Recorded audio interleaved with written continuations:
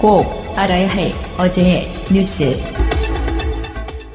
서울중앙지방법원은 앞서 검찰이 청구한 우전 수석에 대한 구속영장을 발부했습니다. 재판부는 혐의 사실이 소명되고 특별감찰관 사찰 관련 혐의에 관해서 증거인멸의 염려도 있다고 설명했습니다. 영장 실질심사는 서울중앙지법 321호 법정에서 어제 오전 10시 반부터 오후 4시까지 진행되는데요.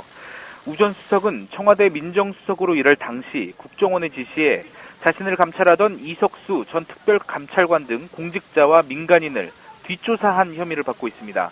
또 정부 정책에 비판적인 진보 성향 교육감의 뒷조사에도 관여하고 과학계 블랙리스트를 작성하게 한 혐의도 받고 있습니다. 검찰은 우전 수석이 민정수석의 권한을 남용해 벌인 이러한 혐의점들을 제시하며 사안이 중대하고 불구속 상태에서는 사건 관계자들과 입을 맞추는 등 증거 인멸을 할 수 있다며 구속의 필요성을 강조했습니다.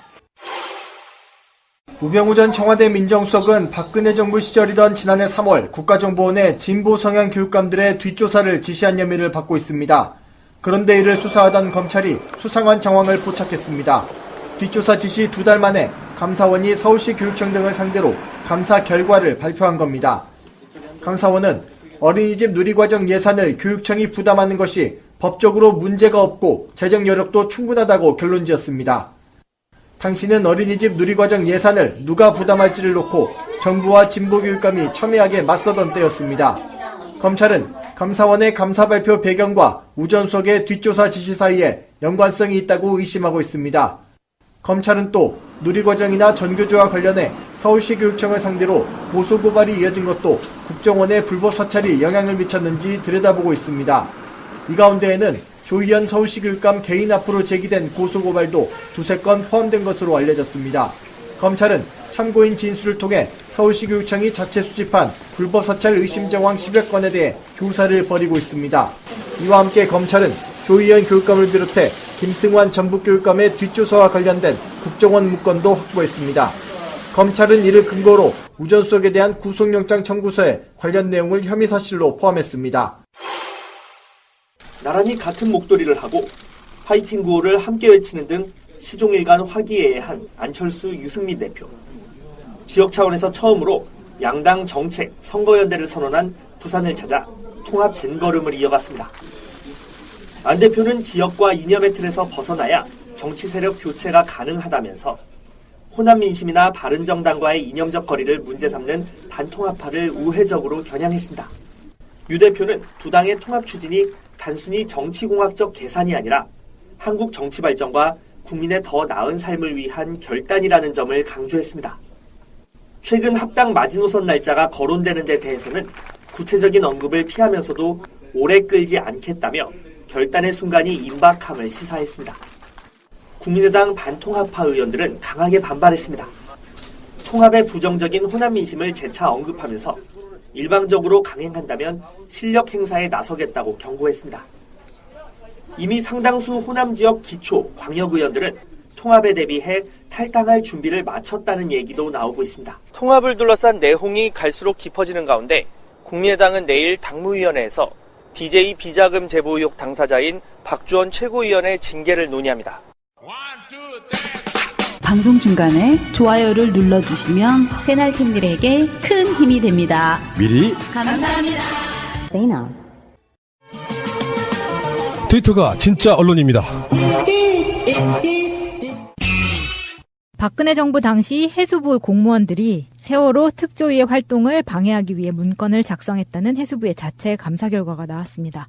해수부는 연루된 공무원 10여 명에 대한 검찰 수사를 의뢰할 예정이라고 하는데요. 검찰이 너무 바빠서 속상하네요. 정말 제대로 진짜 확실하게 진짜 뭐라고 해야 되죠, 이거로? 이렇게 제대로 수사를 해야죠. 우리가 그때 당시만 해도 다 의심을 했잖아요. 그렇죠. 그래서 언론에서는 음모론이라고 부정하기도 하고. 근데 지금 다 이렇게 우리가 의심했던 게 사실이 되고 있는 상황이죠.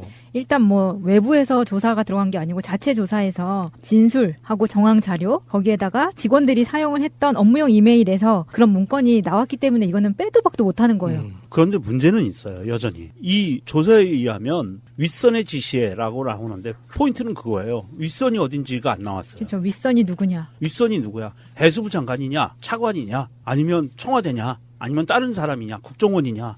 뭐 이런 윗선에 대해서 얘기가 나오지는 않고 10여 명을 검찰에 수사 의뢰를 했다. 물론 이 안에는 현직 고위공무원도 들어있습니다. 전직도 있고 현직 고위공무원이라면 굉장히 높은 자리에 있는 사람이죠. 그런 사람이 들어있다고는 하지만 첫 번째 명단을 밝히지 않은 것도 좀 문제가 있고 직책과 직급을 밝히지 않은 것도 문제가 있어요. 명단까지는 아니어도 무슨 국장 이 땡땡씨 이런 식으로라도 밝혔어야 되는데 전혀 그런 것을 밝히지 않았다라는 문제가 있고요. 중요한 거는 윗선을 밝히지 않았다는 건데 그 윗선의 지시에 의해서 벌어진 일이라고 하면 그 윗선을 밝혀야 돼요. 그 윗선이 누구였냐? BH였냐? 뭐 청와대였냐? 국정원장이었냐? 아니면 해수부 장관이었냐? 그거는 나와 있을 거라고요. 문건에. 자료에 나와 있을 거란 말입니다. 그거를 같이 밝혀주고 검찰에 넘겼어야 되는데 여전히 자체 감사를 실시했지만 해수부 장관의 강력한 의지에 의해서 자체 감사를 실시했지만 그럼에도 불구하고 이 안에는 아직도 그것이 밝혀지면 심정적으로 불편한 사람들이 여전히 많이 있다. 감사하는 사람들 중에서도. 이런 적폐스러운 모습들이 여전히 있다라는 것을 우리가 인지를 해야 돼요. 제도로서의 민주주의가 흔들리고 구타는 일은 이제 없습니다. 민주주의가 밥이고 밥이 민주주의가 되어야 합니다. 그리고 2기 특조위 과정에서 이 내용이 구체적으로 밝혀질 거라고 보는데요. 이때 그러니까 진상규명을 방해하는 데 가담했던 공무원 10여 명이라고 알려져 있는 이 사람들이 지금 현재 대부분 해외에 파견 나갔다고 알려져 있어요. 그러니까 해외에 파견 나간다는 건 징계성 파견이 아니잖아요. 진급을 했을 거예요. 네, 그러니까 영전을 한다고 하죠. 큰 경력을 쌓으러 해외 파견을 나가서 우리나라에 귀국하면은 더 높은 계급으로 진급하는 거거든요. 그래서 이 당시에 진상규명을 방해하는 데 가담했던 공무원들이 그 당시에는 그 형식적인 징계를 받았대요. 그런데 그 징계 기간이 끝난 이후에 바로 파견 발령을 받아서 해외로 지금 대부분 나가 있어서 이 수사 의뢰를 하더라도 조사가 쉽지 않을 거다라고 이야기를 하는데 이기 특조위에서 해외에 직접 찾아가서라도 조사를 해야죠. 이 부분에 대해서 사실은 이런 비판이 나옵니다. 당시 해양정책실장으로 세월호 특조위 업무를 진두지휘했던 연영진 한국해양과학기술진흥원 원장. 이 사람에 대한 조사는 하지도 않고 지나갔다는 거예요. 이 사람이 진두지휘를 했으면 어쩌면 이 사람이 코어예요. 행동대장이란 말입니다. 행동대장을 조사하지 않았다는 거는 행동대원에서 꼬리 끊기의 시도가 가능할 수도 있다라는 저는 그런 비판을 하거든요. 그래서 일단은 이게 해수부 자체 조사를 한 거잖아요. 그런데 책임자와 최초 지시자는 하나도 거론되지 않은 부실감사라는 이야기가 그래서 나오는 거예요. 물론 이제 공은 검찰로 넘어갔지만 검찰에서 조사를 하고 있으면 또 어떤 문제가 나오냐면 굉장히 좀 복잡한 그 상황이 벌어집니다. 2기 특조위에서 물론 다루겠지만 2기 특조위와 검찰 양쪽으로 조사가 들어가거든요. 그러면 이 10명 플러스 알파 이 사람들이 2기 특조위에 나와서 할 말이 지금 예상이 돼요. 지금 검찰 수사 사건 중이기 때문에 제가 답변을 드리는 건 적절치 않습니다. 이 말만 할 거란 말입니다. 이게 굉장히 큰 문제예요. 그 전에 검찰이 수사를 끝내든 아니면 검찰이 보류해놓고 모든 권한을 2기 특조위에게 넘겨서 조사 권한을 주든 뭔가 대책을 세우지 않으면 이 사람들이 나와가지고 할 수 있는 말은 똑같을 거예요. 왜냐하면 자기는 살아야 되니까 계속 엉뚱한 말로 시간 끌기 하고 지나갈 거란 말이죠. 이게 참 좀 심각한 문제입니다. 그래서 사실은 아까 얘기한 것처럼 연영진이라는 이 사람하고 그 윗선이라는 사람이 누군지를 이거 철저하게 밝혀내야 될 의무가 이제는 검찰에 넘어갔고 2기 특조위에 넘어갔기 때문에 이제 2기 특조위에서는 여러 가지 제한이 있고 권한의 한계가 있어요. 그렇지만 검찰은 이 10여 명 외에 플러스 알파로 할 수 있는 사람들에 대한 것을 조사하면 나올 거예요.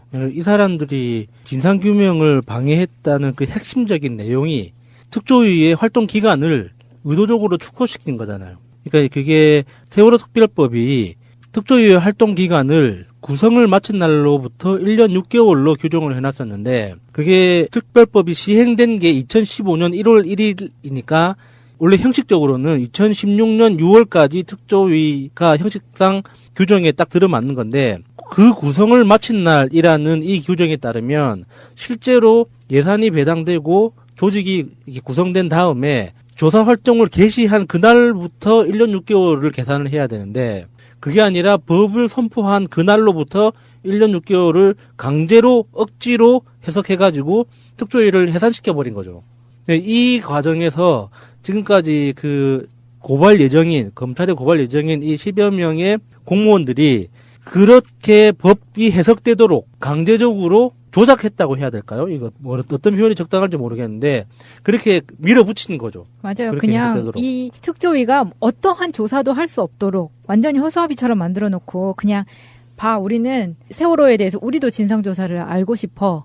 그래서 이것까지 만들어줄게 했지만 사실적으로는 아무것도 도와주지도 않았고 오히려 방해를 했다는 게 너무 명확하게 드러난 거죠. 그리고 한 가지 더가 이게 지금 2015년도 11월에 언론에 공개된 세월호 특조위 관련 현안 대응이라는 문건이 있었는데요. 이 대응 문건이 여당 추천위원 전원사퇴 의사 표명, 특조위 운영을 비판하는 성명 발표, 뭐 이런 그 핵심적인 내용들이 있거든요.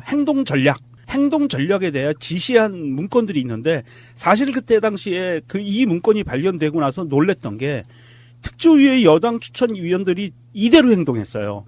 그대로 행동했는데 이게 해수부에서 실무자가 작성을 했는데 이 실무자가 윗선 지시로 작성을 했다는 거예요.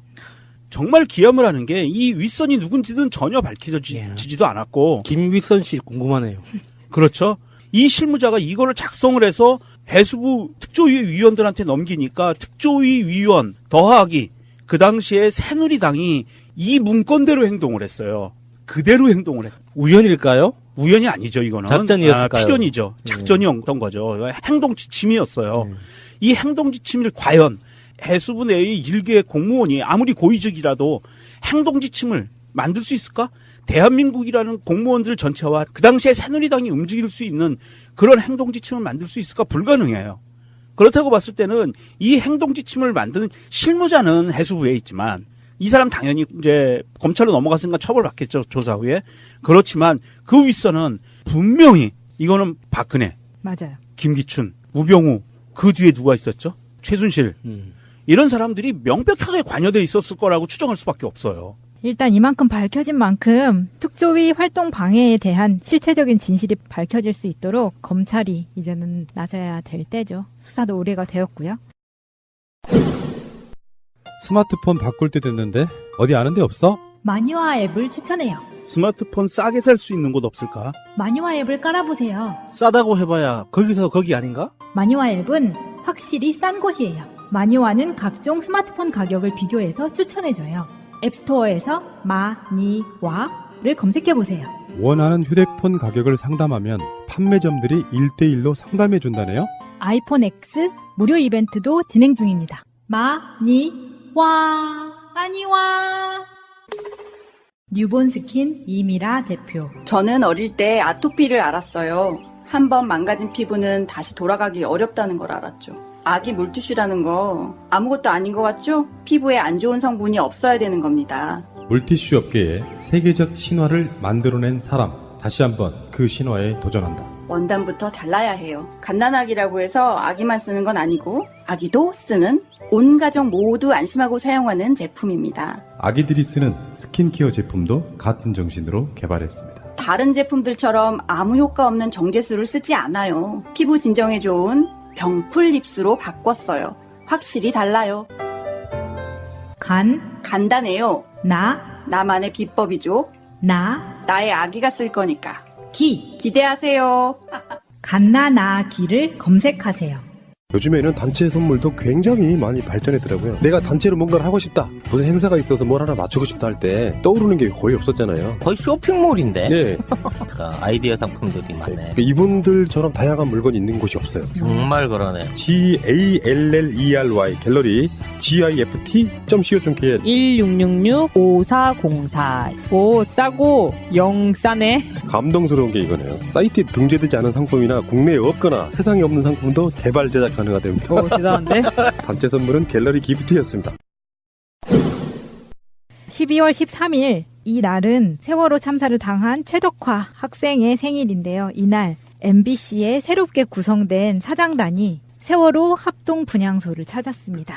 여기에 이제 참가를 한 사람은요. 최승호 사장과 변창립 부사장, 정영일 보도본부장, 조능희 기획조정본부장, 구자중 경영본부장 이렇게 MBC 임원단들이 7명이 분향소를 찾았고요. 이곳에서 무릎 꿇고 그 앞에서 MBC의 잘못을 사죄드립니다. 이런 모습을 보여줬어요. 사실 지난 정권의 세월호에 대한 정상적이지 않은 방송 행태, 거기 앞장섰던 MBC. 이 세월호 유가족과 관계자들 그리고 세월호 사건에 대해서 분노한 수많은 시민들을 종북 좌파로 몰아붙인 게 MBC였죠. 네. 그 MBC가 박근혜를 비롯한 그 당시 정부의 밀명을 받아서 그러한 작업을 했던 거였어요. 그런 거에 대해서 진솔하게 MBC 임원단하고 사장이 와서 무릎 꿇고 사과를 했다는 것이고요. 이 부분에 대해서는 한 번은 반드시 짚고 넘어가야 써야 되는 부분인데 빠른 시간 내에 해결을 하려는 의지가 보였다. 그것은 칭찬할 만한 일입니다. 해직 기자 최승호 기자가 사장이 되면서 이것만 해도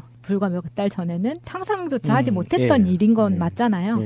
여기에서 유민 아빠 김영호 씨가 방문한 이들에게 이렇게 이야기합니다. 가족들은 단지 아이를 잃었을 뿐인데 종북 빨갱이가 됐다. 힘없고 약한 국민 편에서 진실만 보도해서 청와대 언론이란 오명을 벗기를 바란다. 그리고 이때 PD수첩, 사장이 바뀌고 나서 첫 PD수첩이 세월호 참사 보도에 박근혜와 청와대 그리고 국가정보원이 개입한 상황을 보도를 했어요. 사실 이번 PD수첩은 이렇게 봐야 돼요. 그동안 그 파업하면서 지나간 사건들에 대해서 MBC에 파업을 했던 기자들이 얼마만큼 큰 아픔을 갖고 있었는지 솔직하게 얘기할게 본인들이 비겁해서 싸우지 못했던 부분들에 대해서 본인들이 스스로 자괴감과 뉘우침을 갖고 있으면서 사장이 바뀔 시기를 즈음을 해서 이 뉘우침 것을 PD수첩이라는 한 그 방송 프로그램을 통해서 본인들이 반성의 모습을 보여준 거라고 봐요. 이것은 그 당시에 MBC가 이렇게 망가질 수밖에 없었던 것은 MBC라는 조직 자체가 박근혜 정권에 굴복하고 시키는 대로 했었던 조직이었다라는 것을 스스로 자인한 거거든요.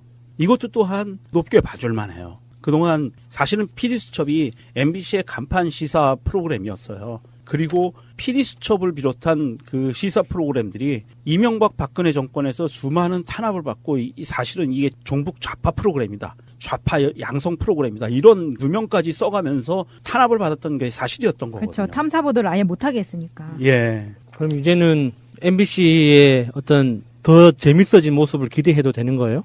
쉽게 바뀌지는 않을 겁니다. 이 MBC 사장과 임원진들이 바뀌기는 했지만 최승호 PD가 사장이 되면서 한 말이 있어요. 사장은 편성에 대해서 왈부할 수 없다.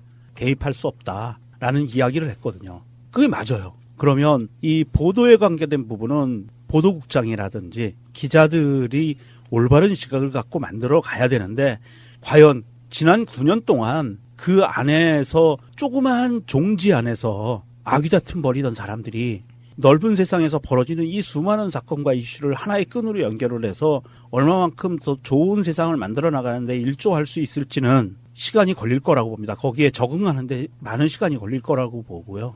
그러한 시간이 걸릴 것이다라고 보는 이유 중에 하나가 사실은 이번에 MBC에서 나오는 오보였어요. 임종석 비서실장이 중동에 간 것에 대해서 MBC가 두 가지를 지적하면서 방송을 했는데 의혹이죠. 의혹이었죠. 의혹. MBC에서 주장하는 의혹은 그거였죠. MB의 해외 비자금 관련해서 간 거다. 그리고 또 하나가 대북 비선 접촉을 할 거다. 이런 이야기를 했는데 청와대는 바로 선을 그었거든요. 있는 현상 그대로만 받아오. 임종석 비서실장은 해외 파병 군인들에 대해서 위로하기 위해서 가고 그곳에 가서 정상들과 만날 거다. 그 외에는 없다라고 했는데 MBC가 이런 이제 추측성 보도를 했어요. 그런데 이 MBC 보도를 보면 굉장히 놀라워요. 무엇이 놀랍냐 하면 사실은 제 마음속에서는 임종석 비서실장이 가서 그랬으면 좋겠어요. 대북 접촉하고 이런 걸 했으면 그렇죠. MB 자금 수사하고 했으면 좋겠어요. 하지만 그것이 사실인지 아닌지는 모르겠어요. MBC가 그 보도가 사실이라면 그리고 신뢰성이 있다면 신빙성이 있다면 후속 보도가 나와야 돼요. 그러니까 MBC가 그렇게 추측해서 보도할 거면은 팟캐스트를 하지 왜 그 공중파에다가 그런 거를 보도를 할까요? MBC가 만약에 그 보도가 사실이라고 자기들이 확신을 갖고 믿었다면 후속 보도가 나와줘야 돼요. 예. 그래서 크로스 체크했다고 하는 그런 사람들에 대해서 실명까지는 아니어도 보다 더 상세한 내용이 있을 거란 말입니다.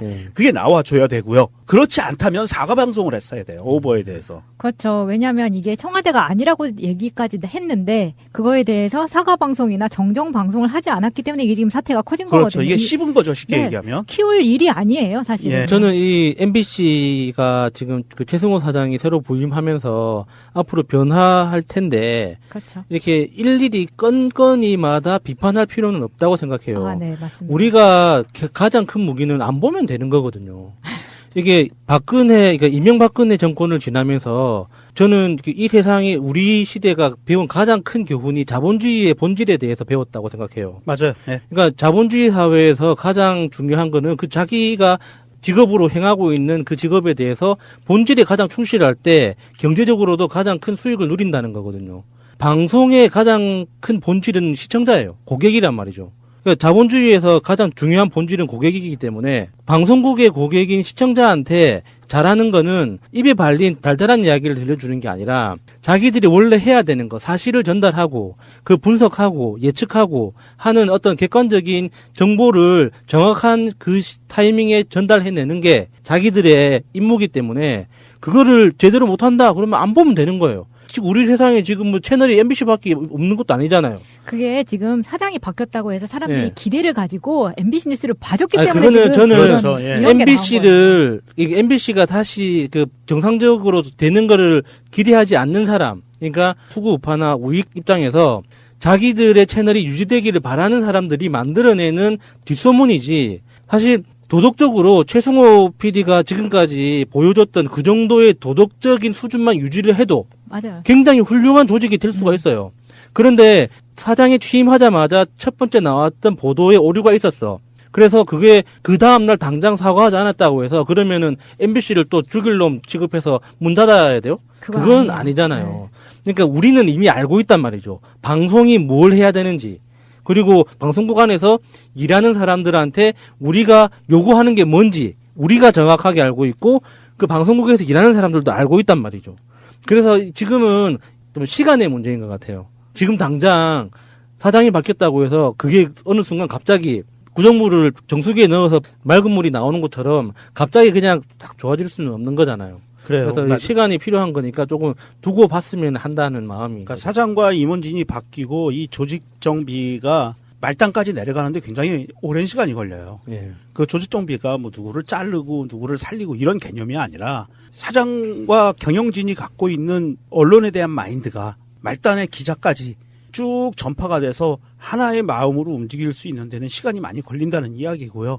그 시간이 걸릴 동안 과연 MBC가 어떤 모습으로 시청자들에게 다가갈 수 있을지는 온전히 MBC의 노력의 여야에 따른 거예요. 그 노력은 이미 시작이 된 거잖아요. 사실은 네. PD 수첩을 시작으로 그렇죠. 그 방송을 송출한 다음에 다음날 바로 세월호 합동분향소를 찾았다는 게 그게 진정성 네. 있는 행보라고 생각이 들고요. 여기에서 제가 봤던 인상 깊었던 장면은 그 유가족 어머니께서 노란 리본을 이 구자중 경영본부장한테 달아줄 이분이 눈물을 막 흘려요. 저는 그 모습에서 MBC의 임원진들이 반성을 정말 진심으로 하고 있다 이런 생각이 들었고요. MBC나 MBC를 비롯한 공중파 방송이 부재했던 그 기간 동안 저는 416TV를 만드셨던 지성이 아버님이 계세요. 이분이 정말 모든 집회 때 승합차에 옷이랑 다 싣고 다니시면서 그리고 아무런 안전장비 이런 것도 없이 지붕 위에서. 예, 지붕 위에 올라가셔서 삼각대에 카메라 잡고 항상 그렇게 방송하시는 걸 봤었거든요. 그게 정말 가슴 아팠어요.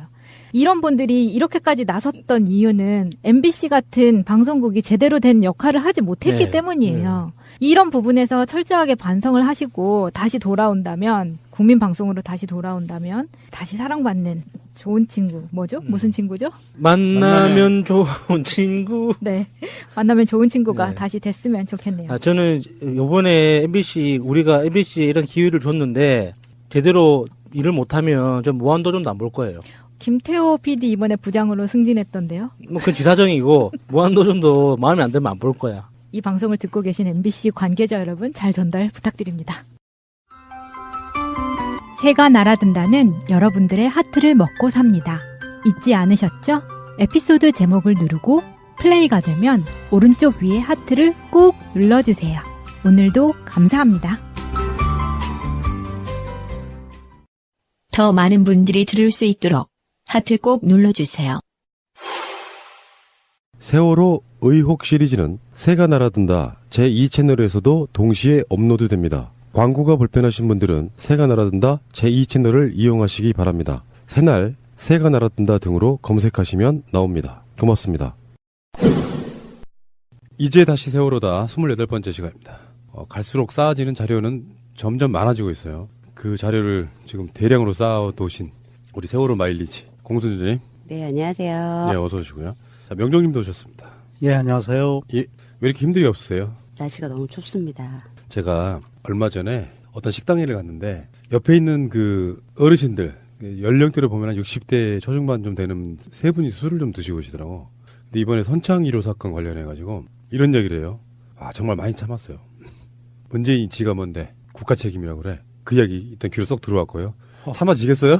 두 번째, 아니 해상에서 교통사고가 났는데 왜 국가가 보상을 해줘야 돼? 그러면서 선창 1호하고 세월호 이야기를 꺼내는 거야. 참, 그러니까 내가 못 참고 이제 한 말씀 드렸죠. 아주 정중하게 얼굴에 웃음을 띠면서 일단 잘못 알고 계신 게 있다. 선창 1호에 나가는 보상금은 국가가 주는 게 아니고 보험회사, 정확히 말하면 수협은행에서 만든 수협보험에 들어가 있어요. 그거를 지급하려면 몇 개월 걸리니까 조사한 뒤에 선지급하는 거, 우선 지급하는 거 그 이야기였던 거고, 문재인 대통령이 왜 선창 1호 사건 나고 나서 수보에서 그런 이야기 했잖아요.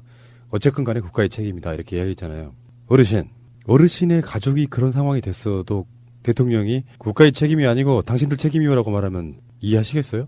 그리고 좀 더 정확하게 이제 세월호 성금에 대해서 한 7, 8억 정도 되는 돈이 국가가 주는 줄 알아. 그 사람들이 생각하고 있더라고요. 그래서 세월호부터 국가가 돈을 주기 시작하니까 다 너도나도 선창 1호도 국가한테 돈을 달라고 한다 이렇게 얘기하고 있더라고. 아저씨, 그 대부분의 돈들이 국민 성금이고요. 그중에 국가가 지급한 돈은 채 1억 정도밖에 안 되는 걸로 알고 있고, 그 당시에 굉장히 많은 사람들이 국가의 무능으로 인해서 일단은 국가가 도의적 책임을 지고 배상해준 부분이 없지 않아 있긴 하지만 그중에서 한 40% 정도 되는 피해자 가족들은 아직까지 보상을 일부러 안 받고 있다. 진상규명을 위해서. 이렇게 설명을 해드렸거든요.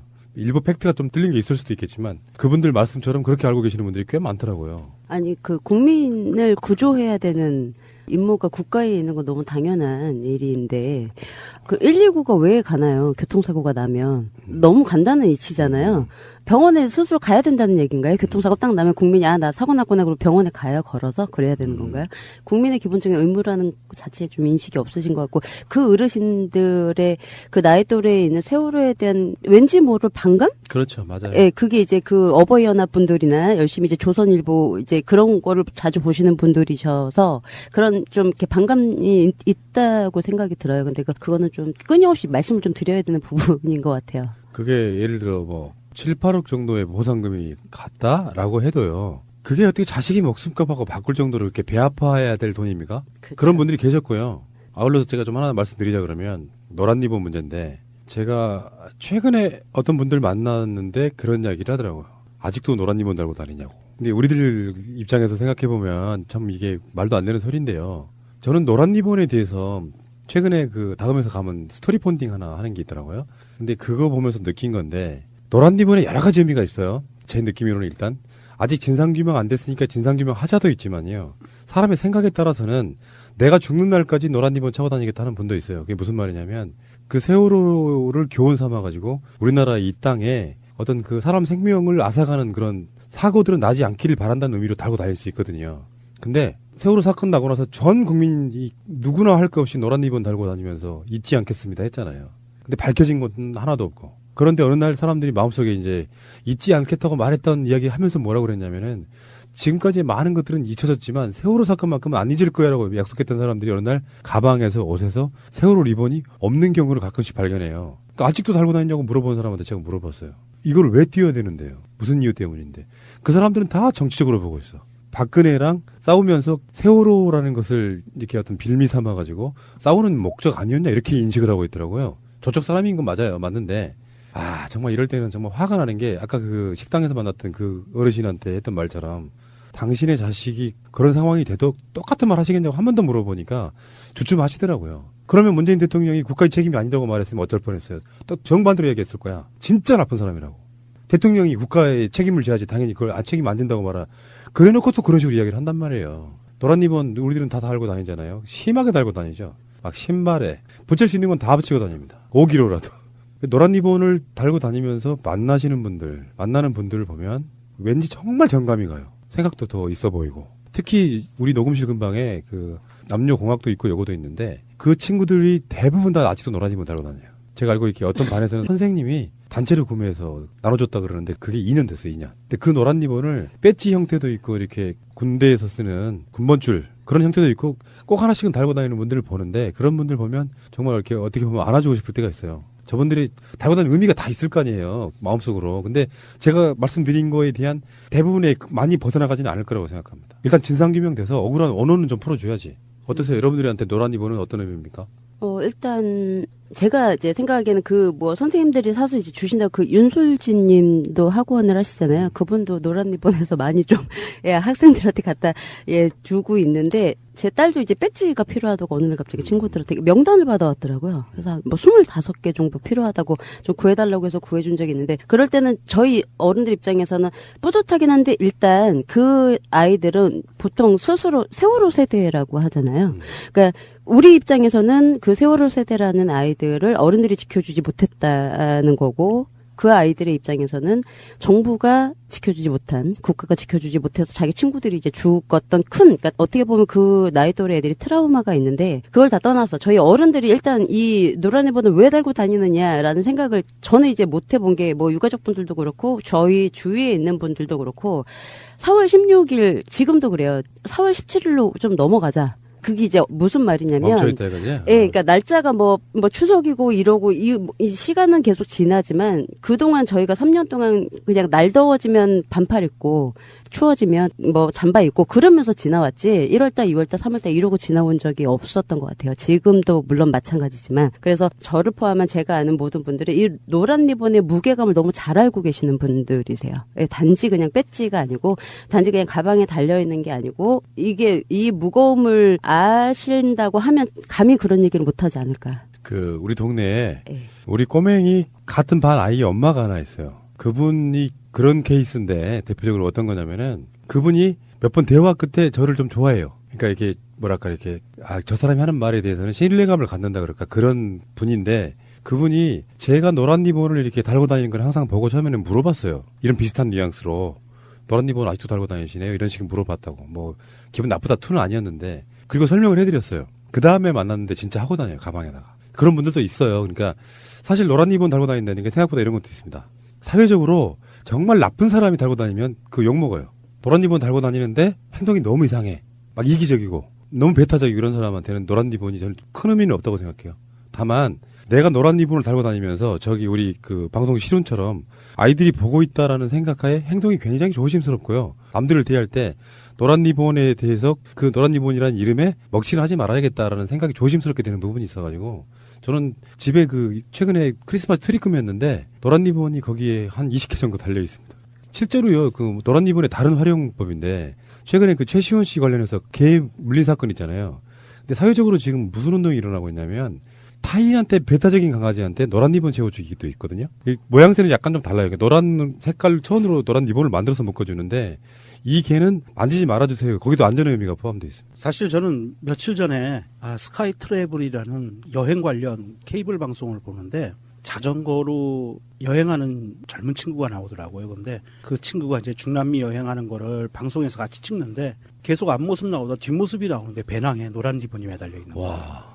그걸 보고 과연 저거를 보고 뭔지 모르는 사람들은 많겠지만 아는 사람들은 알잖아요. 보는 순간 노란색이 보이면 금방 알거든요. 그래서 저 친구도 저렇게 저걸 메고 전 세계를 돌아다니는구나. 그게 이제 군번줄에 매달린 거를 달고 다니더라고요.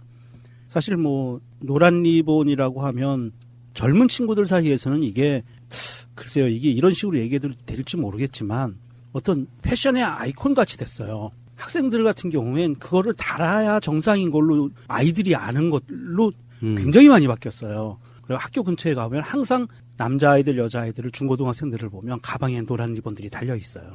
그런 것을 보면서 우리 어른들은 이제 또 금방 잊어버려 가잖아요.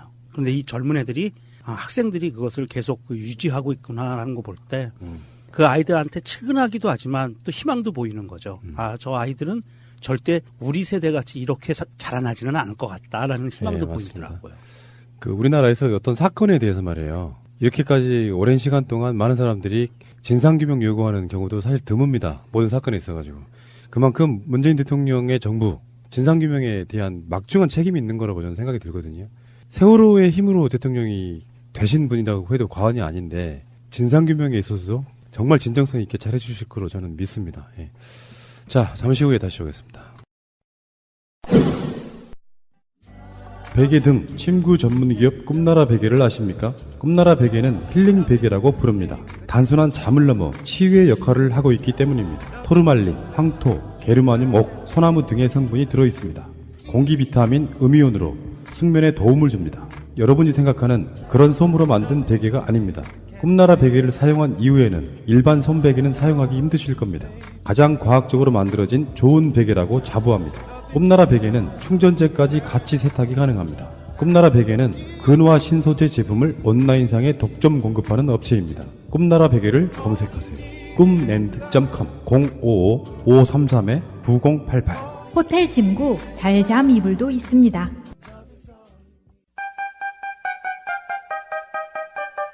직장에 다니다 회사가 망해서 급여를 못 받으신 분, 법적으로 구제받을 방법이 있습니다.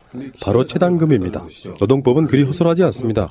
못 받는 것이 당연한 것이 아니라 받는 것이 당연한 것입니다.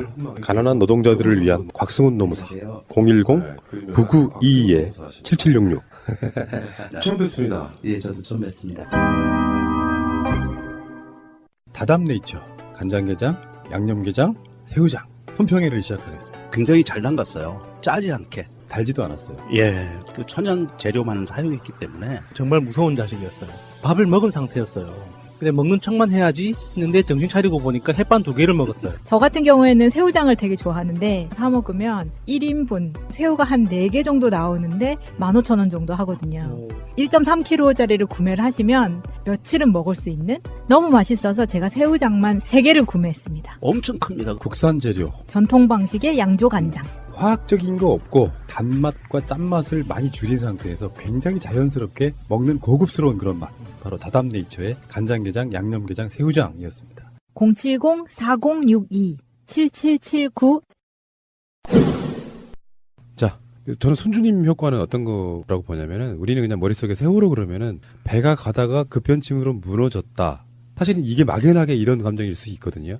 근데 그 세월호 사건 관련해서 직접 간접적으로 얽혀있는 것들은 생각보다 엄청나게 많다는 걸 손주님 통해서 배우는 거거든요. 그러니까 지난주 나갔던 방송도 그런 거잖아요. 세월호 사건 나던 당시에 훈련이 있었는데 그 훈련의 안전성을 위해서라도 다른 배에 대한 관심이 없다는 게 이상한데 걔네들은 그게 당연하다고 말을 해버리는 게 말이 안 된다. 그런 말씀을 드렸던 기억이 나고요. 네. 자, 이번 주에 해주실 이야기는요? 네, 오늘 요번 주에는 저번에 그 말씀하셨던 사격 훈련에 대해서 논란이 굉장히 그 AIS만큼 많았어요. 한미연합 훈련 관련해서.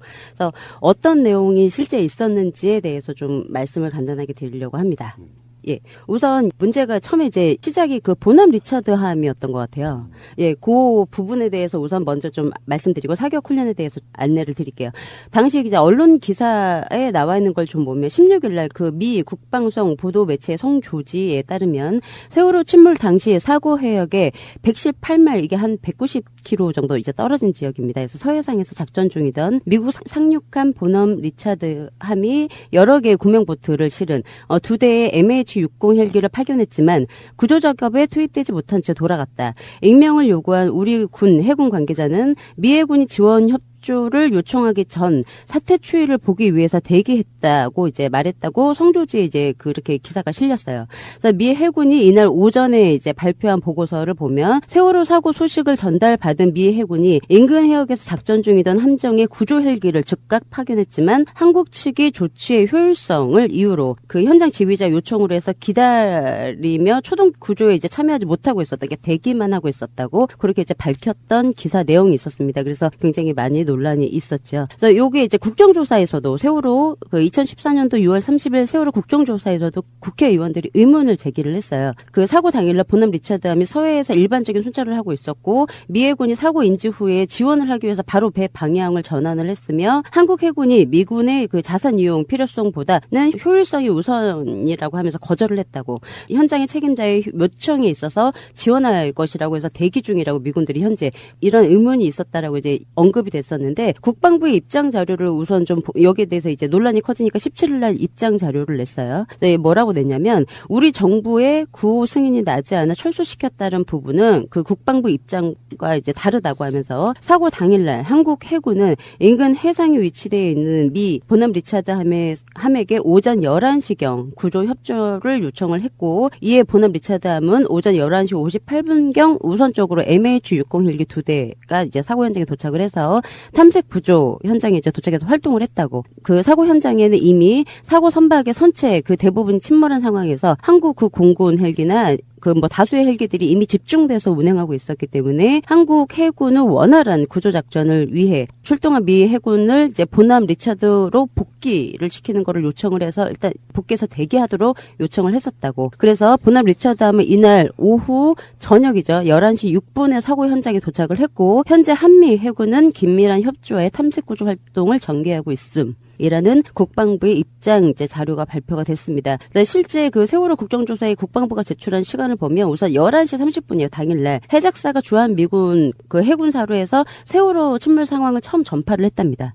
10시 33분이면 세월호 침몰하고 난 다음이죠. 그리고 35분에 주한 미군 해군사가 해작사의 그 상륙 훈련 후 복귀 중인 보남 리차드함 여기 이제 쌍용 훈련에 참여를 했었다고 하네요. 4월 7일까지 있었던 그 상륙함을 사고 현장으로 이제 이동을 할 것을 제의를 했고 11시에 해작사가 주한 미 해군사에 상륙함 현장으로 이동할 수 있도록 좀 요청을 해달라고 해서 오케이를 해서 그때 이제 이동을 시작을 했다고 얘기를 해요. 그래서 16일날 도착해서 22일까지 수색 구조 뭐 말이 좋아 수색 구조인데 뭐 주위를 이제 탐지를 했다는 거죠. 해상을 탐험하고 이제 보냈다고 지원 작전에 참가를 하고 이제 철수를 한 걸로 나옵니다. 요렇게 해서 보남 리차드함이 이제 뭐 국방부 자료나 이제 신문 기사가 이런 내용이 있었는데 이제 문제가 되는 이유가 여기 이제 국방부는 지금까지 쭉 동일하게 얘기를 하고 있어요. 11시에 요청을 했고 그 11시 뭐 50분 12시 가까이 돼서 헬기 2대가 현장에 도착을 했다. 근데 기사를 보면 알겠지만 세월호 침몰 사실을 인지를 하고 먼저 보남 리차드가 헬기 2대를 띄워요. 우리 해군하고 논의 없이 그냥 비상이다 해가지고 보트랑 이렇게 실어가지고 2대를 띄웠는데 현장에 도착했는데 우리 해군이 가라고 해서 그냥 돌아가거든요. 그리고 나서 2차로 요청을 한 거예요. 11시에. 근데 지금 그 전에 미군이 왔던 거는 지금 아예 그냥 잊혀지고 없는 내용인데 처음에는 우리 해군이 요청하기 전에 이미 보남에서 뭐 16번 채널을 들었던 어떻게 때든 일단 인지를 하고 나서 먼저 헬기를 띄웠다는 거. 근데 헬기를 띄웠었는데 이게 이제 작전 수행을 하지 못하고 다시 돌아갔다는 거. 그리고 나서 예, 해군이 이제 연락을 했다는 게 요거 이제 그 중요하고요. 그 당시 뭐 잘 아시겠지만 그 미시 USA 분들이 있으시잖아요. 그때 미국에서 저희 뭐 박근혜 포스터 해가지고 세월호 관련돼서 포스터도 뭐 1, 2, 3차까지 해서 기재하셨던 분들인데 저는 이제 제가 아는 분 중에서 한 분이 계셔서 그분이 먼저 말씀을 해주신 거예요. 그러니까 그 성조지나 아니면은 그 미국 같은 경우에는 홈페이지에 들어가면 수행했던 그 훈련을 공개를 하더라고요. 몇 시부터 몇 시 이렇게 해서 다 완료하고 나서 다시 돌아온 시간까지 해서 쭉 이제 나오는데 그거를 보더니 이거 좀 이상하다 해서 연락이 오셔서 이제 알게 됐는데 일단 중요한 건 미군이 먼저 도착을 했었어요. 해군하고 상관없이. 근데 해군이 돌아가달라고 해서 그냥 돌아가서 대기 중에 있다가 이제 해군이 요구를 해서 이제 오게 된 거죠.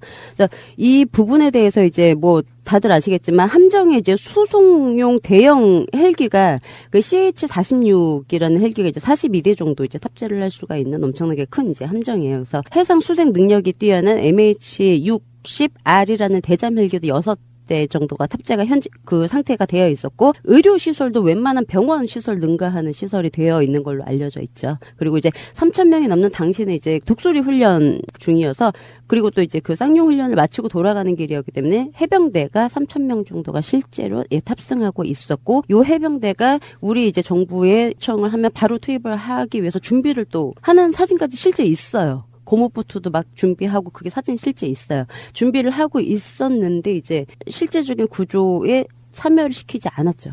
우리 정부가. 예. 그래서 논란이 많이 이제 됐었습니다. 여기 전에 나오셨던 김원식 기자님께서도 역시 이거 관련돼서 기사를 쓰셨는데 그 철수 관련 기사를 좀 보면 22일에 이제 철수를 했다고 했잖아요.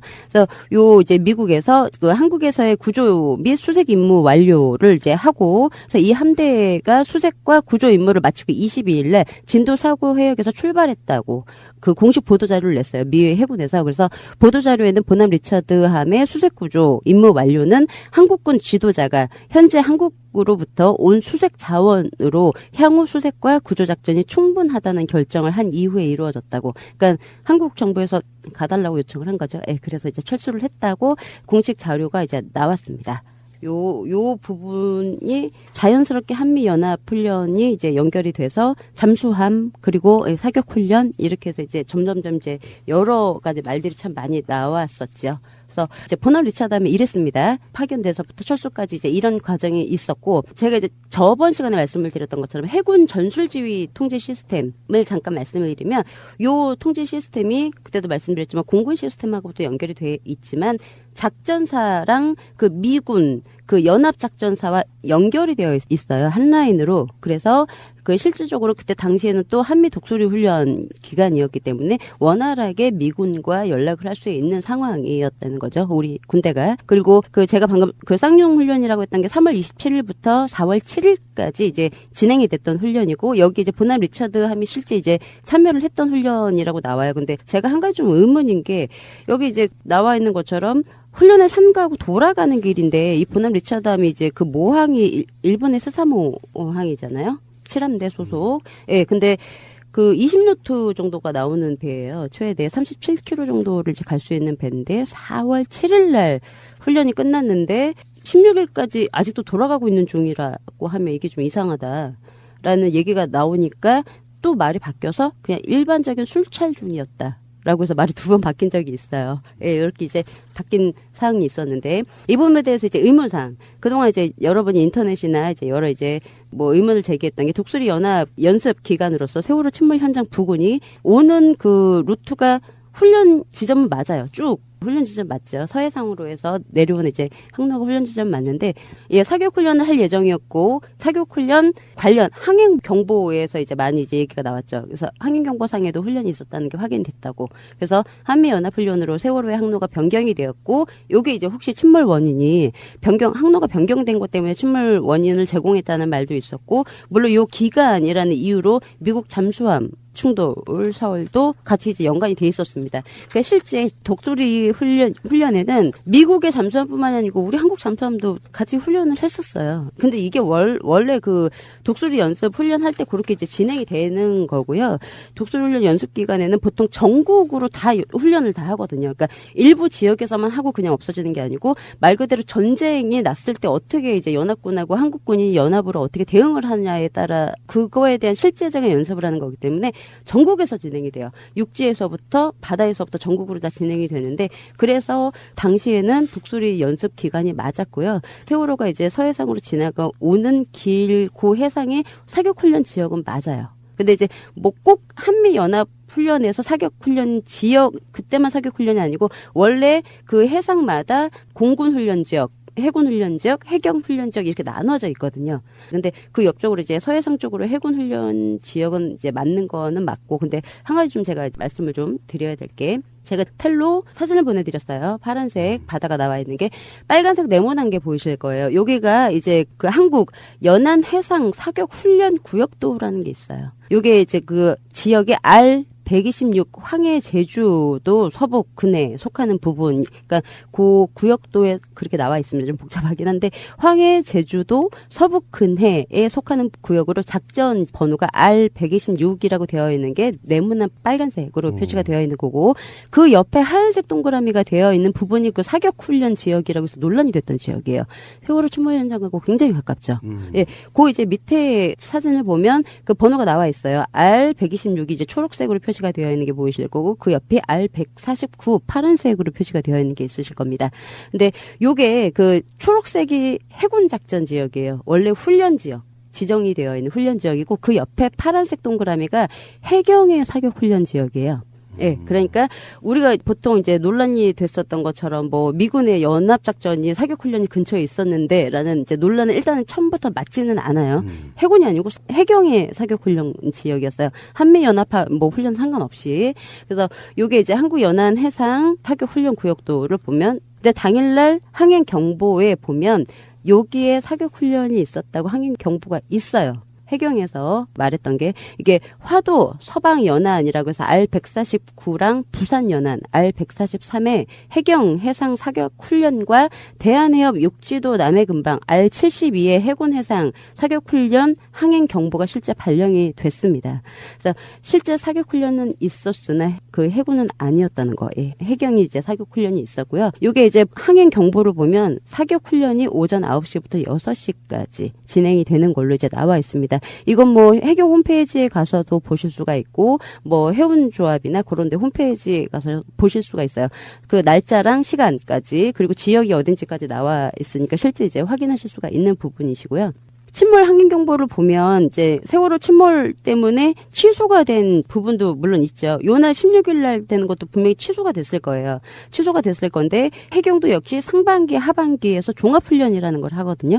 그래서 구조훈련도 물론 하지만 사격훈련도 해요. 그 중국 어선, 불법 어선에 대한 대응을 해야 되는 거기 때문에 함포훈련도 하고요. 배에서 이제 사격훈련을 실제 합니다. 그래서 그날 해경이 사격훈련이 요 이제 지역에서 있었다는 사실을 알 수가 있고, 그 다음에 해군에서 이제 제출한 거 같은 경우에는 제가 한 가지 좀 말씀을 드려야 될 게, 일단 해경 사격훈련 좀 나중에 말씀드리고, 지금 보남 리차드 함이 이제 흑산도에서 190km 정도 떨어져 있는 지역에 있었다고 말씀을 하셨는데, 보남 리차드 함 말고 우리가 한문식 함이 그 흑산도 근해에 있다가 이제 그 침몰 현장으로 왔다고 했잖아요. 근데 그 항행경보, 해군에서 당일 훈련이 있었다라고 해서 항행경보를 발령한 거를 좀 보면, 흑산도 쪽에 서해안 흑산도 남서 연안이라고 해서 R125라는 지역이 있어요.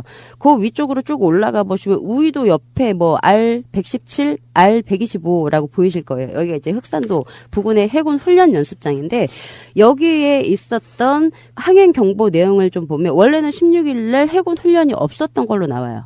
요 R125 지역에는 4월 14일 날 그리고 4월 17일 날 9시부터 21시까지 그 훈련이 있었던 걸로 나오는데, 16일 날은 훈련이 없었던 걸로 항행경보에는 나옵니다. 근데 실제로 훈련이 있었는지 없었는지 요거는 해군의 정보기 때문에 우리가 알 수는 없고, 다만 이제 짐작을 할 수가 있는 거는 훈련이 있으면 당연히 항행경보가 발령이 돼야 되는데, 그날은 16일 날은 항행경보가 발령이 된 게 없어요. 이 지역에. 근데 그 한문식함이 이제 세월호 국정조사에 해군이 제출한 자료를 보면 흑산도 근해, 그러니까 현장에서 약 74km 정도 이제 떨어져 있는 지역에서 출동을 했다고 자료를 제출을 했어요. 더 이제 웃긴 건 사격 훈련 취소. 세월호 현장에 투입을 시키기 위해서 사격훈련을 취소를 했다고 얘기를 했고, 요 사격훈련이 대함 종합 사격이라고 얘기를 했습니다. 요 당일날은 흑산도 근해에 사격훈련이 없는데, 공교롭게도 항행경보에 없는 사격훈련이 국방부 제출한 자료에 있다는 거죠. 그래서 요걸 보면 흑산도 근해면은 요 지역이거든요. 125지역. 125지역과 117지역이 여기 이제 그 흑산도 근해에 있는 해군 지역에서 사격훈련이 있었다라는 얘기고, 요게 대함 종합 사격훈련이라고 이제 얘기를 했습니다. 근데 대함 종합 사격훈련을 보면 그 전에 이제 기사나 이런 걸 좀 찾아보면 대함 종합 사격훈련은 주로 대함, 대잠, 대공전 수행 능력을 가진 3,000에서 8,000톤 정도의 규모의 중대형 함정이 이제 참여를 하는 사격훈련이래요. 이제 큰 함정들이 참여를 해서 훈련을 하는 건데, 여기에 이제 사격훈련에 논란이 되었던 부분이 149 지역은 전남 병풍도 인근에서 더 큰 문제는 지금까지 문제가 되어 있었던 아까 149 밑에 그 지역 있잖아요. 그 지역이 더 이제 사람들이 많이 논란이 있었던 게 세월호랑 너무 지점이 가깝다. 그래서 혹시 세월호 침몰하는데 영향을 주지 않았을까라는 이제 문제였어요. 근데 우리가 여기서 이제 생각을 해봐야 될 게 해군이 훈련을 하게 되면 참여하는 함정이 있을 거 아니에요. 연합훈련, 이게 한미연합인지는 모르겠어요. 그거 안 나와요. 그냥 대함종합사격이라고 하니까 그냥 그 미군 훈련하는 건 일단 빼고 우리 함정들만 해서 보통 몇 척 정도가 이제 그게 궁금하잖아요. 얼마 정도 참여할까 보통 대함사격에 찾아봤더니 한문식함 포함해서 이지스함도 참여를 하더라고요. 초계함 시작을 해가지고 잠수함도 물론 참여를 해요. 그 해경 같은 경우에도 이게 정상적으로 당일날 훈련이 진행이 됐다라고 하면 세월호 침몰 근해에서 60km 반경에 149 지역에 최소 7척 정도가 참여를 하고 있었어야 돼요. 그리고 해경의 훈련 참여 인원수로 보면 보통 140에서 150명 정도 참여를 하거든요. 그럼 최소 100명 이상. 세월호 침몰 현장에서 60km에 지금 이 배들이 있었어야 된다고요. 근데 여기서 문제는 해경 사격 훈련이 9시부터 6시까지라고 돼 있잖아요. 정부에서 공식적으로 발표한 건 세월호 침몰이 49분부터 회전을 시작하고 최덕화군이 침몰했다고 해서 신고를 한 게 58분에 처음 알게 되잖아요. 8시 58분에. 그러면 이 타격 연습을 하기 위해서 침몰 현장에 해경 함정들이 와 있을 시간이에요. 그렇죠. 그렇죠. 9시에 시작하니까 그 전에 와 있을 거 아니에요? 그러면 최소 7척이 그 참여를 해요. 그동안 그 해상 훈련들을 보니까 최소 7척. 그러니까 7척과 해경 인력이 최소 140명 정도는 이미 60km 반경에 와 있었다. 그건 이제 세월호가 침몰되고 나서 취소가 된 거기 때문에 이미 인력은 와 있었다고 보는 게 맞잖아요. 9시부터 시작을 했으니까. 근데 와 있었다는데 이게 은근히 물타기가 된 게 아닌가. 그러니까 해경 훈련인데 해군 훈련이니까 거기에 대해서 막 논란을 하고 의문을 제기를 한다고 해도 이거는 그냥 루머일 뿐이잖아요. 거기다가 해군이 말을 더 안 해버리면 루머는 더 양산이 되죠. 그러니까는 그냥 해경 훈련이었다, 해군 훈련 없었다 한마디만 해주면 돼. 그 얘기를 지금까지 아무도 안 하고 있어요. 해군은 발표도 없었어요. 지금까지 방송 들으신 분들이 딱 할 만한 생각을 제가 말씀드려 볼게요. 세월호 사건의 여러 가지 미스터리 중에 결정적으로 침몰하게 된 배경이 급편침이잖아요. 네. 근데 그렇게 급편침하는 경우는 없잖아요. 네, 그렇죠. 없죠. 비상시. 그래서 뭐 자론의 누구나 이런 분들이 외력이다라고 맞아요. 설명했는데 네. 우리가 사격 그러면 소총 사격 이런 게 아니거든요. 네네. 배에서 하는 함정의 사격은 엄청나게 큰 포드를 쏘는 거예요. 네, 맞아요. 만약에 세월호가 또 가라앉는 모습도 약간 비정상적이었어요. 뒷부분에서 잠기면서 뒤집어졌다고. 그럼 만약에 포탄 하나가 날아와서 세월호의 램프보다 더 밑부분 정도를 구멍을 내놨다면 어떻게 됐을까요? 그러면 그 포가 갖는 그 위력 때문에 저는 급편침도 더 가능했다고 보거든요. 지금 방송 들으신 분들이 계속 20분 동안 방송 들으시면서 저와 똑같은 생각을 다 하셨을 거라고 봐서 한번 여쭤보는 거예요. 아, 네네. 그래서 여러 이제 의문이 나왔고,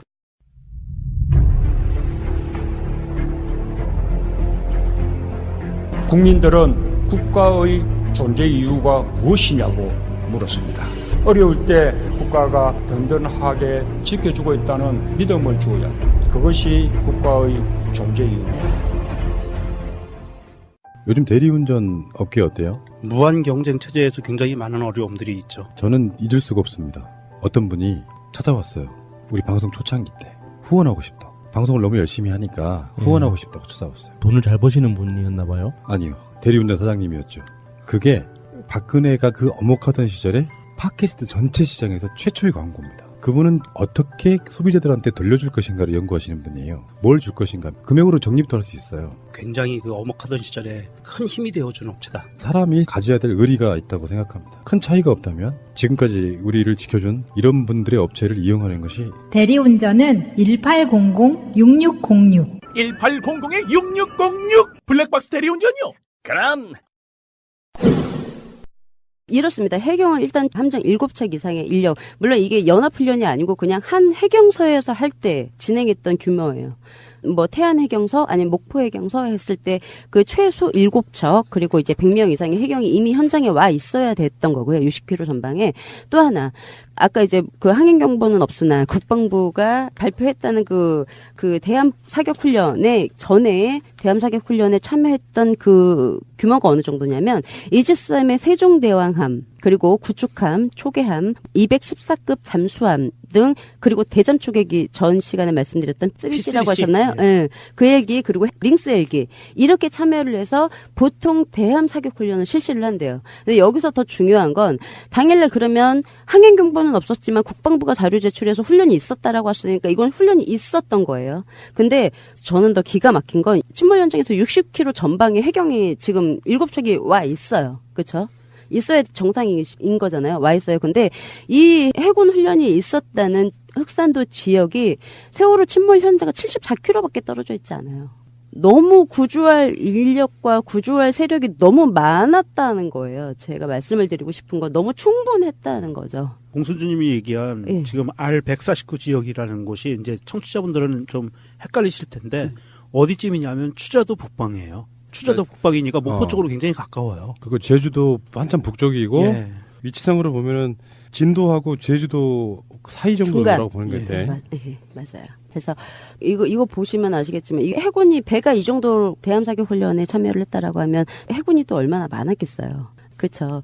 그래서 충분했다. 구조 인력은 이렇게 보면 근데 요게 이제 아직까지 실제 요 대함사격 훈련이 있었다라는 발표도 지금까지 없어요. 해군은. 그냥 네티즌들이 논란을 일으키는 거 보니까 우리 훈련 지역이 아니네. 그럼 니네끼리 알아서 떠들어 하고 제가 보기엔 그냥 냅둔 것 같아요. 왜? 어차피 우리 훈련 지역이 아니니까. 실제로 나중에 가서 밝힌다 해도 뭐 손해볼 건 없다 뭐 그렇게 생각하는지는 모르겠으나 이 부분에 대해서 충분히 제가 방금 말씀드렸던 것처럼 보통 9시나 10시부터 왜냐하면 이 한문식함이 그쪽에 지금 가 있다가 온 거잖아요. 그럼 함정들이 거기에 있었단 얘기예요. 그 훈련 시작하기 전에 이미 다 모여서 그리고 훈련을 시작하는 거기 때문에 한문식함 이외에도 있었다고 생각을 하고 물론 해군 그 인력도 충분히 병력도 있었다고 생각을 하기 때문에 요건 국방부가 밝혀야 되는 부분이라고 생각을 하고요. 구역은 분명히 다르다. 제가 말씀드렸던 건 지금까지 논란이 됐던 건 해경 사격 훈련이었고 훈련장이었고 충분히 함대들이 해경에 있는 함정들이 충분히 와 있을 시간이었다. 근데 전혀 세월호 침몰 현장에 오지 않았다는 게 맞죠. 동원이 아니고 오지 않았다. 그게 정말 안타까운 게 훈련이 그렇게 있었음에도 불구하고 또 하나 버남 리처드호가 과연 세월호 침몰 소식을 우리나라에서 전달해 주지 않았는데 어떻게 알았을 것인가는 무선 통신도 있겠지만 레이더도 있거든요. 걔네들이 갖고 있는 레이더로도 확인을 했을 거예요. 그럼요. 위치로 보이죠. 확인을 했을 거고 네. 그랬기 때문에 출동을 했던 건데 네. 그러면 빨리 구하게 했어야죠. 네.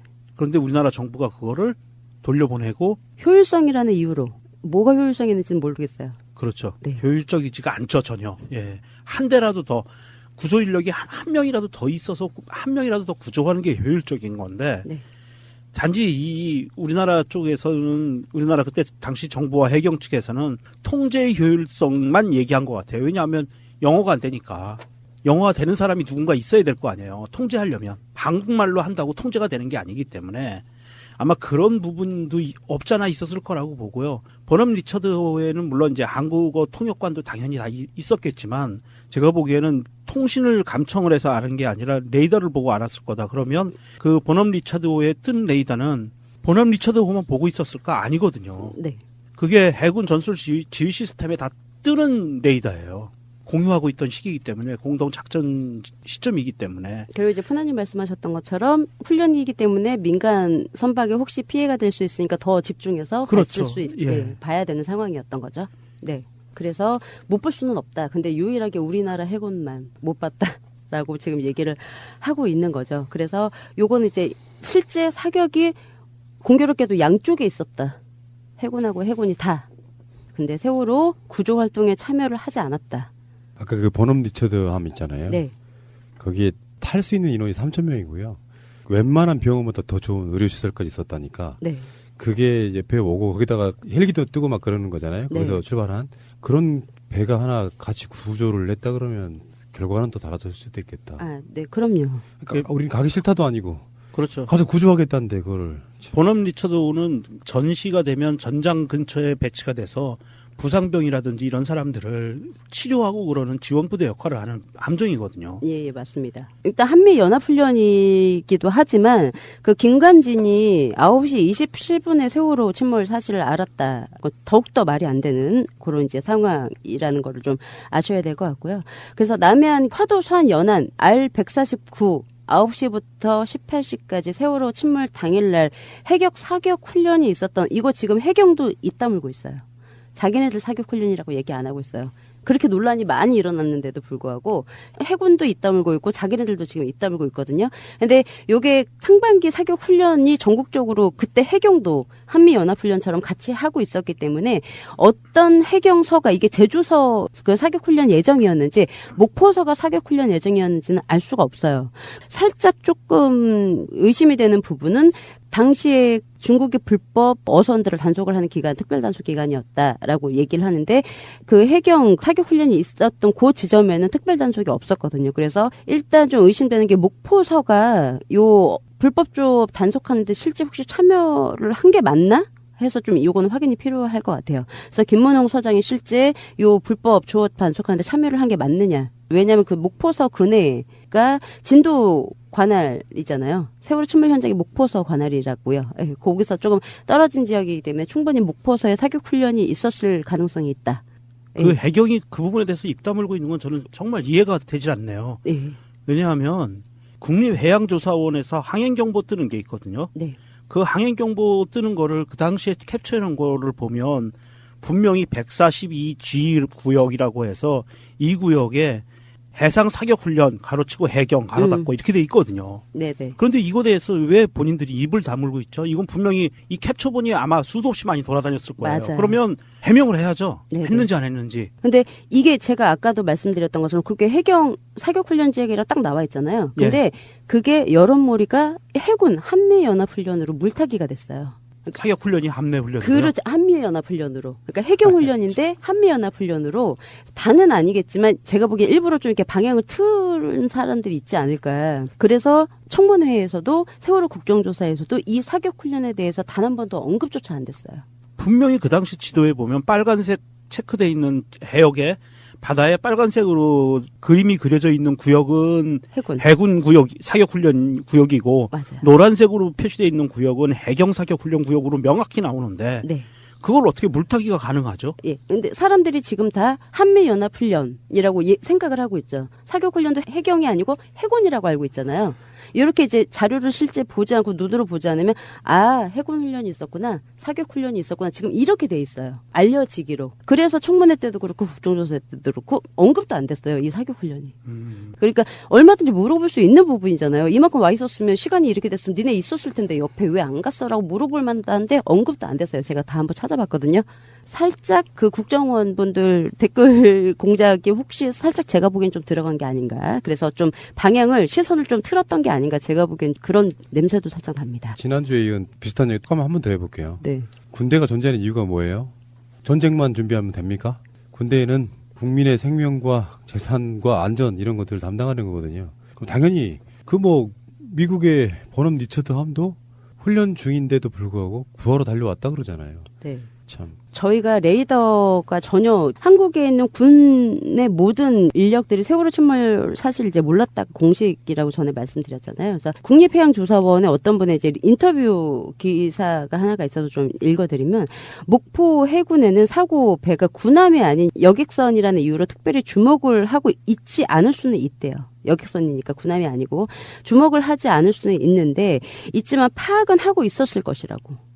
해군이니까 파악은 하고 있었을 거고 해경에서 연락이 왔다면 분명히 보고 있었을 것이라면서 같은 속도로 가다가 멈춘다거나 AIS가 이렇게 멈추거나 이렇게 도는 게 있잖아요. 이런 타켓이 안 보이게 된 경우 36초간 또 없어지거나 그런 게 있잖아요. 누락이 된 구간이 있으니까 이렇게 안 보이면 이상 징후라고 감지를 하지 않을 수 없다고 해군은. 그럼요. 분명히 반드시 확인이라는 걸 하게 돼 있다고. 그럼요. 네. 그래서 이거를 전혀 모른다는 거는 이제 말이 안 된다라고 이제 얘기를 인터뷰를 이제 한 기사도 있어요. 그러니까 이 부분에 대해서는 그동안 아무도 당연히 그냥 최덕화 군이 처음에 신고를 해서 그때부터 알게 돼서 뭐 해경도 출동하고 해경도 출동하고 이랬구나라고 지금까지 저희가 알고 있잖아요.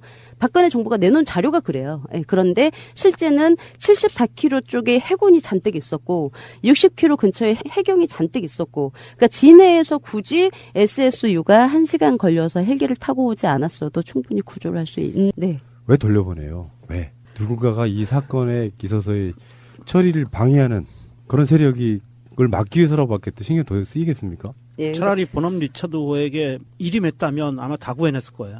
네. 그건 공감하고요. 이런 이야기들은 사실 거의 알려져 있지 않잖아요. 그러니까 원래 이게 다 나와 있는데 사람들이 자세히 보지를 않기 때문에 한 번에 이렇게 정리해서 말씀을 드려야겠다 해서 저번 방송에 명중님이 말씀을 해주셔서 제가 그냥 정리를 해온 것뿐이고요. 한 가지 좀 제가 말씀을 드릴게. 그 해군에서 미군의 헬기가 왔을 때가 11시 56분쯤에 이제 도착을 했는데 그때도 역시 공군 헬기도 들어와 있고 여러 헬기들이 많아서 충분하니 일단 대기하고 있어라 해서 바로 실시간으로 투입이 안 됐어요. 그때 7035기 교신을 하나를 좀 간단하게 읽어드릴게요. 네. 이게 이제 11시 52분 교신입니다.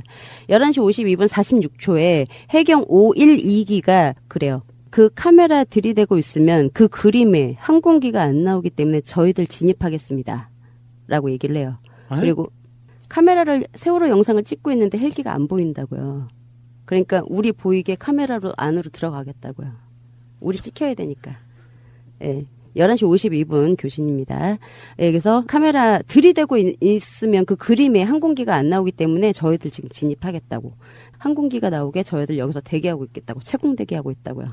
항공기가 영상에 프레임에 잡혀야 되니까 그런 교신을 한 내용이 있어서 말씀을 드립니다. 그 최근에 화제가 됐던 분 중에 하나가 이국준 교수 있잖아요. 예. 네. 그분이 실제로 세월을 구하려고 헬기를 타고 갔던 의사 중에 한 명이더만요. 아, 네, 그렇죠. 예, 그렇죠. 근데 닥터 헬기. 전혀 아무것도 기름 넣느라고 막 몇 시간 허비하고 그랬다고 이제 그분의 입장에서는 이야기를 하신 거겠지만 네.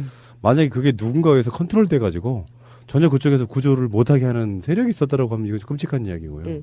근데 그 박사님께서 한 가지 좀 우리 아셔야 될 게 침몰 현장 도착 시간이 11시 4분이에요. 11시 4분이기 때문에 그때는 이미 아무것도 할 수가 없는 상황이었고 헬기들은 이미 옆에서 이렇게 착함되어 있는 상태인 거죠. 11시 4분이면 이미 아무것도 할 수 없는 상황이기 때문에. 근데 이제 이렇게 영상을 찍고 있었네요. 얘네들은 CF처럼 그죠? 네. 카메라 들이대고 있으면 그림이 안 나오니까 자기가 지금 들어가겠다고. 그래서 일단 사격 훈련은 이렇게 해서 정리를 하셔서 이거는 아주 중대하게 해경과 해군에 이제 우리가 요구를 해야 된다. 그래서 정말 안 구한 게 맞으니 참 끝도 없이 구하지 않은 거에 대한 저희가 이런 증거라고 할까요? 이거를 끝도 없이 우리가 매 시간마다 확인하고 있는 것 같긴 한데 안 구한 게 너무 확실하니 니네들 오지 않은 이유를 좀 얘기를 해달라고 요구를 해야 된다고 생각합니다. 그 일종의 이제 미구조의 정황 이런 거지. 거기다 고의성을 집어넣느냐 마느냐 정도 하니까요. 네. 상식적이지 않으니까 네. 시기를 정확하게 알고 있어야 될 어떤 상황. 흔히 말하면 골든타임. 그때 정부는 사실은 어떤 도움도 받지 않고 세월호가 가라앉게 만들었다는 뭐 이런 느낌밖에 저는 들지 않습니다. 알겠고요. 고생하셨고요. 자, 다음 주에 뵙겠습니다. 고맙습니다. 감사합니다. 세월호 잊지 않겠습니다. 이제부터 시작입니다.